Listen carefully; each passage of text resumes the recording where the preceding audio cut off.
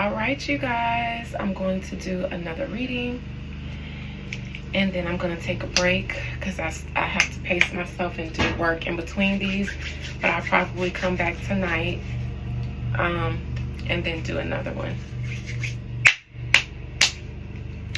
I'm going to look and see if President Trump's assassination was, or ex-President Trump's assassination was planned by him or anyone on his team.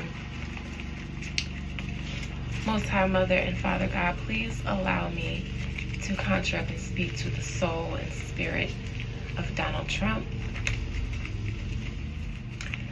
Donald Trump. Donald Trump. Donald Trump. I feel like saying his name very crisp. Donald Trump. Donald, come.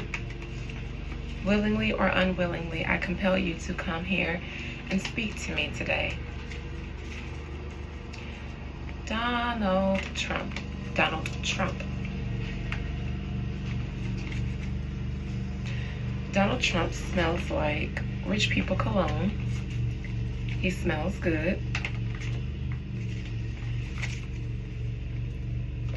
His confidence precedes him. It's the first thing besides his cologne that I notice is his confidence. I feel it.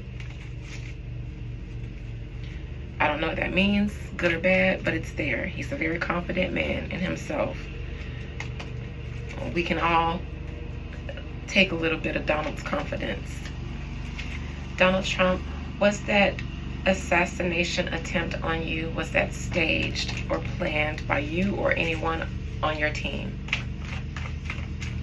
Donald Trump, was that assassination attempt staged by you or anyone on your team? Were you a willing participant to that assassination attempt? I don't think so.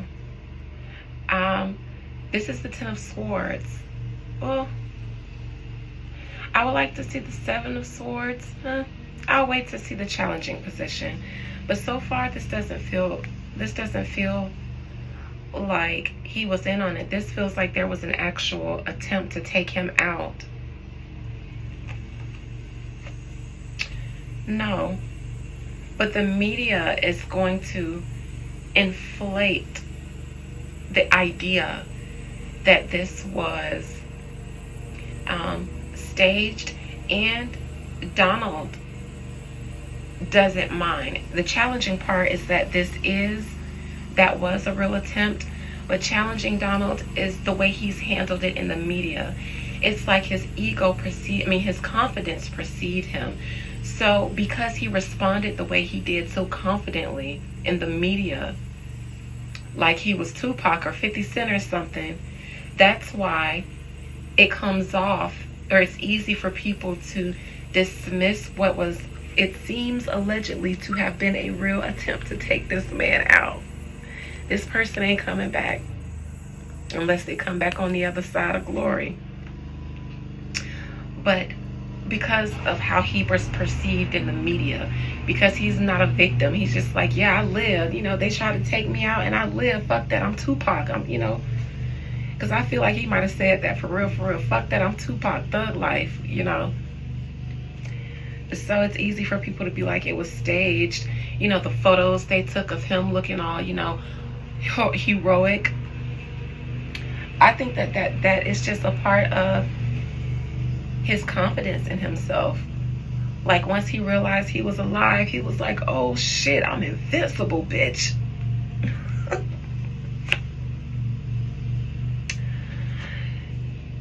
Well, this was planned, but it wasn't by Trump.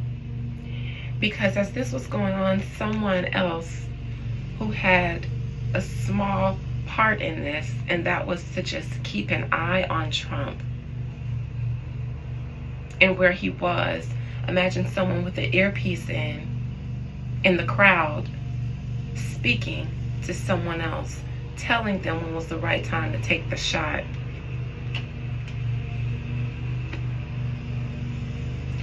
In the near future, President or ex-President Trump will use whatever the situation is to his advantage. Absolutely, because he's a capitalist. He believes that this was an attempt on his life because he's trying to get back into office. He's very well aware of what this was, an attempt to keep him from getting back in office. But he will be defiant and he will continue his pursuit. I'm telling you, this man, King of Swords, all he thinks is in logic, not emotion, not feeling, not even passion, but pure logic. Isn't he a Gemini? Very much so. So even an attempt on his life, most people would be disheveled or enraged. He thought, oh shit, I'm alive, bitch. Okay, bet.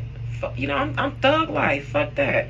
Now I'm gonna get up on the camera like, aha, y'all ain't kill me. I'm Trump, bitch. You know, he continues to give very much that energy without saying it. Like, fuck y'all. I'm still here. Y'all ain't take me out, and I'm a, you know, plaster my photo with my blood dripping down my face. This shit hard, nigga. I'm gonna get me a hoodie, you know, and pass them out to my dogs, and we gonna wear them, you know what I'm saying? Thug life. White House. White House. I'm telling y'all, that is Trump's energy. Very niggerish. As much as y'all say he's racist, I'm picking up some very much niggerish vibes. Very capitalist. He thinks like a businessman. Very logical. He's not even enraged, like, let's get him back. He's just like, fuck it. I'm going to keep going, keep campaigning. Only way to take me out is to take me out. And I don't even think he's afraid to die. Because this person just thinks so logically, like, I'm going to die one day. And it'll most likely be one of them taking me out. But goddamn it, until they do. White House?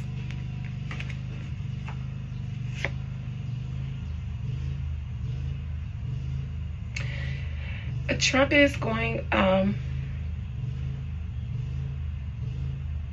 there seems to be a current fight for the African American vote. I don't know on whose part, maybe on both sides. It seems like currently the African American vote is split, and that is what the intention is, to split and divide and conquer the African American vote.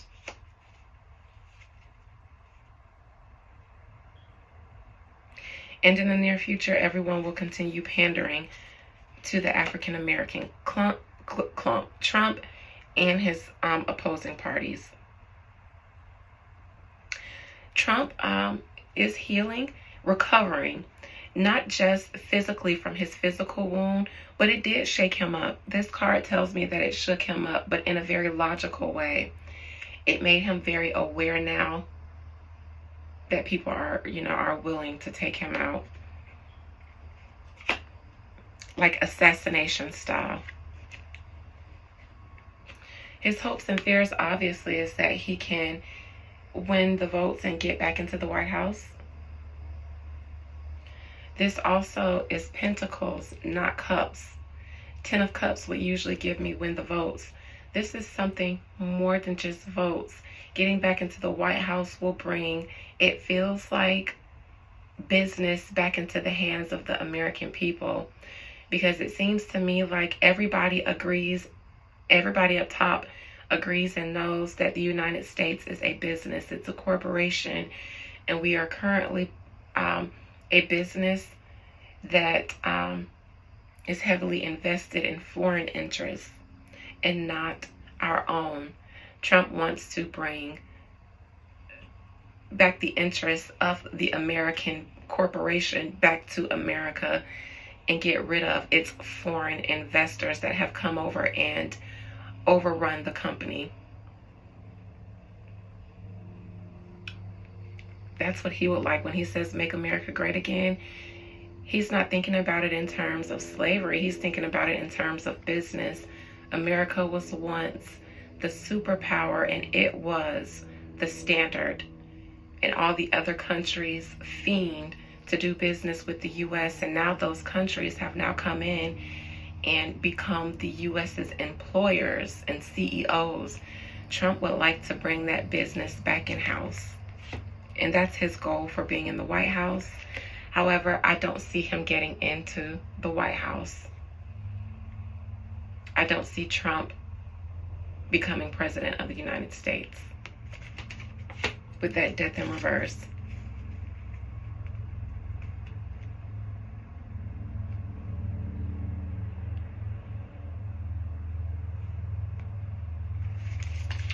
Let me look into that death in reverse.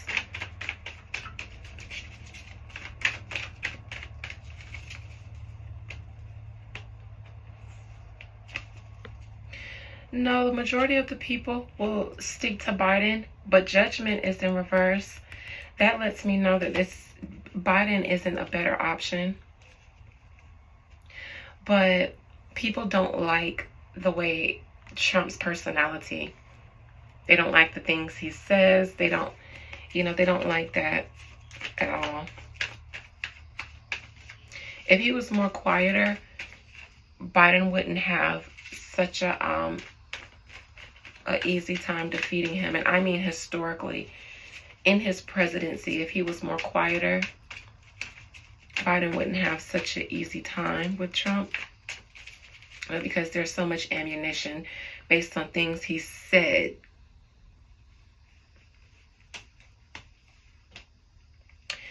Judgment in reverse is because everybody's administration is going to pander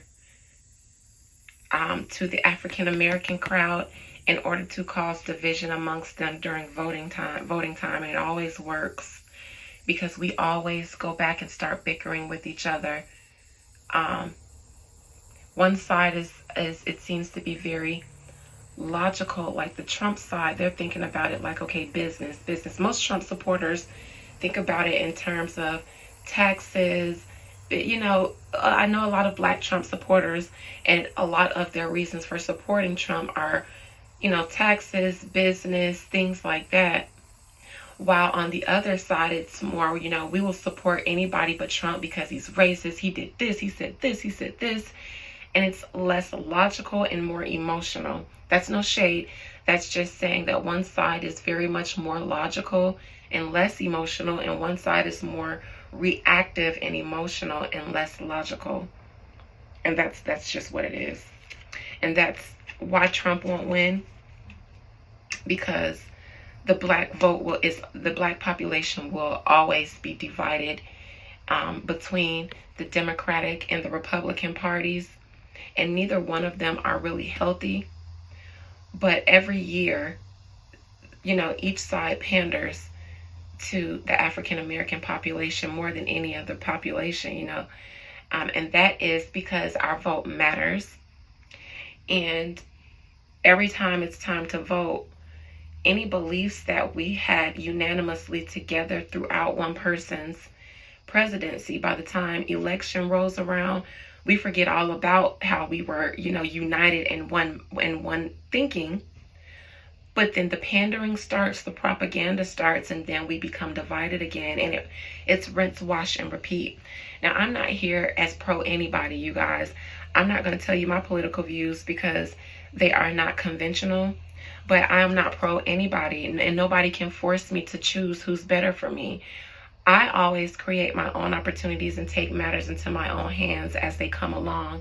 And then I set the example for the changes that I want. And who runs this country, I feel like I cannot really make a positive impact by voting. Leave it up to me, it would be completely radical. But voting isn't my way of promoting change. I do this, I do other things. I have my own philanthropic endeavors that I do to promote the change the reality that I want to create. Participating in conventional politics is not how I would like to move, at least right now. Once I become a little bit more powerful of an entity by way of wealth and business, then I can leverage those and use those to influence things in a different way, obviously. But right now, You know, that, so I just want to say that I don't endorse either side. I'm just saying that the judgment in reverse came out behind Trump not making it to the office, and I'm not saying that he should.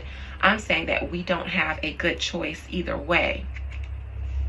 And I do think that one side is more detrimental than the other one. But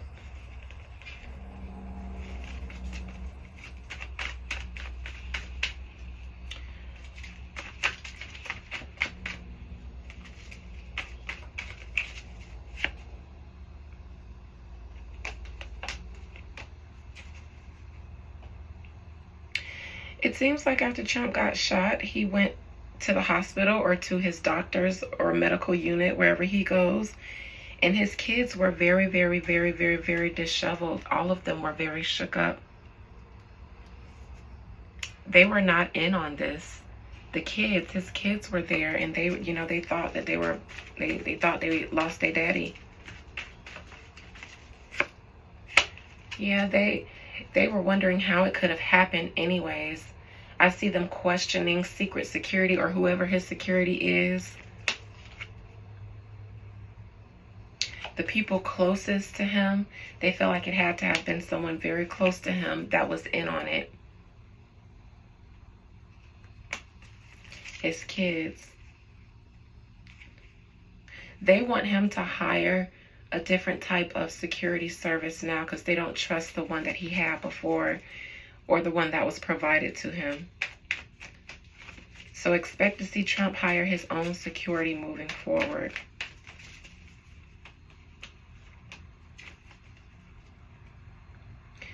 Yeah, his kids, his family, they want to find out, they want to get to the bottom of it. At least his family does. Trump seems to be very cool, calm, and collected about it, but his family are like, no, we're going to get to the bottom of this and find out who's behind this. However, it still won't get Trump into office, even though he wasn't in on it. He still is just like, fuck it, keep the camera rolling. I survived, keep the camera rolling. And if he didn't survive, he would want that shot of him, that close-up of him laying there, to be the most gangster. The most gangster. He would love to die with his eyes open so that we see that he ain't go out no coward, not wanting to face the world on his last breath. I'm telling you, that's his energy. I don't think that it will get him into the presidency. I feel weird predicting that outcome, but I don't think so because the death was in reverse. And so it doesn't seem like he'll go all the way. But as it relates to my question, no, I do not believe allegedly that he was in on that. I just believe that when he realized he didn't die, he was like, fuck it, you know, let's make it work. His family, however, they're not as passive about it as he is. All right, guys. Love you. Later.